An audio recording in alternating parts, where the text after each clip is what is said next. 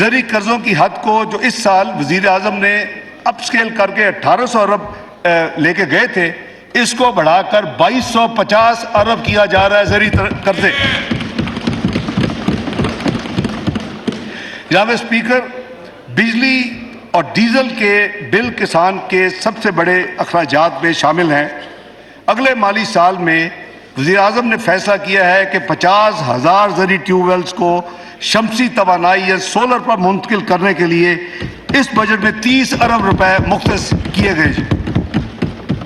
Number 3، معیاری بیج یعنی hybrid sad یا بیٹر یا بیسٹ سیڈ ہی اچھی فصل کی بنیاد ہے۔ ملک میں معیاری بیجوں کے استعمال کو فروغ دینے کے لیے ان کی امپورٹ پر تمام ٹیکسز اور ڈیوٹیز ختم کی جا رہی ہیں۔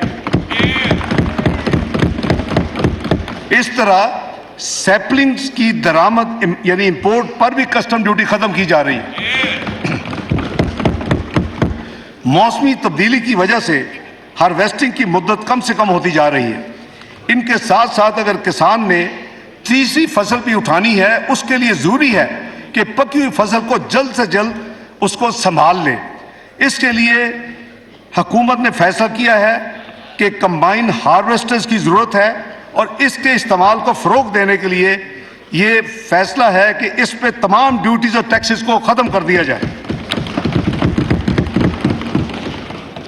چاول کی پیداوار کو بڑھانے کے لیے رائس سیڈر، پلانٹر اور ڈرائرز کو بھی ڈیوٹی اور ٹیکسز سے مستثنی قرار دیا جا رہا ہے۔ جناب اسپیکر، ایگرو انڈسٹری یعنی ایگریکلچر سے جو انڈسٹری ریلیٹ کرتی ہے، یہ دیہی معیشت میں انقلاب لانے کی صلاحیت رکھتی ہے۔ بجٹ میں ایگرو انڈسٹری کو وزیر اعظم کی ڈائریکشن پہ کنسیشنل لونز کے لیے ایک اسکیم متعارف کی جا رہی ہے، اور اس کے لیے جو فرق ہوگا انٹرسٹ، اس کے لیے 5 ارب روپے کی ایلوکیشن اس بجٹ میں رکھی گئی ہے۔ جناب اسپیکر، زرعی اجناس کی اصل ویلیو ایڈیشن ان کی پروسیسنگ میں ہے۔ اس میں اجناس بالخصوص پھل اور سبزیوں کے ضائع ہونے کا احتمال بھی کم کیا جا سکتا ہے۔ اس کے علاوہ فوڈ پروسیسنگ یونٹس روزگار کے مواقع بھی فراہم کرتے ہیں۔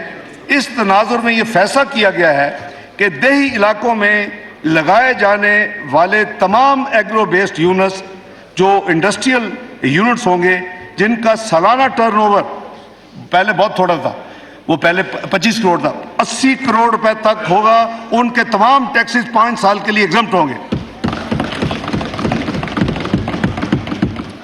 جناب اسپیکر، اسی طرح بزنس اور ایگریکلچر لون سکیم متعارف کی جا رہی ہے۔ یہ جو P M youth business and agriculture loan scheme ہے، اس کے تحت چھوٹے اور درمیانے درجے کے آسان قرضوں کو جاری رکھا جائے گا، اور اس مقصد کے لیے اگلے مالی سال میں یعنی 23-24 میں مارک اپ سبسڈی کے لیے، کیونکہ یہ کنسیشنل اور سستے ہیں، تو حکومت پاکستان اس کا ڈفرینشیل پھر پے کرتی ہے۔ اس کے لیے اس بجٹ میں 10 ارب مختص کیے جا رہے ہیں۔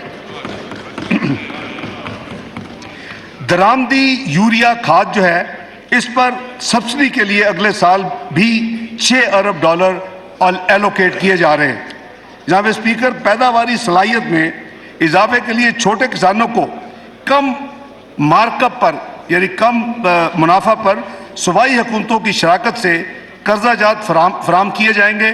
اس بات میں حکومت نے فیصلہ کیا ہے کہ 10 ارب روپے کی خطیر رقم مختص کی جائے، جو کہ اس کے بجٹ میں ایلوکیٹڈ ہے۔